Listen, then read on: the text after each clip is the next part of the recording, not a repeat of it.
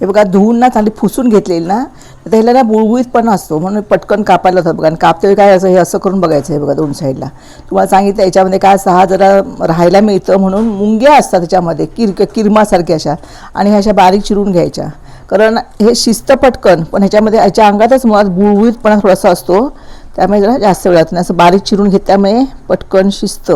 काय काय लोक याच्या मोठे पण तुकडे ठेवतात, पण मला तर बारीक अशा आवडतात अशा. तर हे सगळं असं चिरून घेते. अगदी किती बारीक चिरलं बघा, जसं आपण अळूच्या देठ्यांची भाजी करतात ना, चिरतात ना, तशा प्रकारे भाजी चिरून घेतली ही.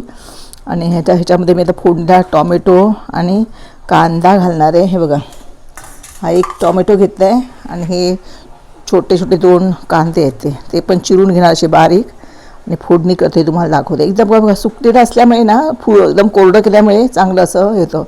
जसं बघायचं 2 साईडला आणि बारीक चिरायचं. एकदम सोपं चिरायचं आहे बघा. म्हणजे छोटे छोटे तुकडे करून घ्यायचे.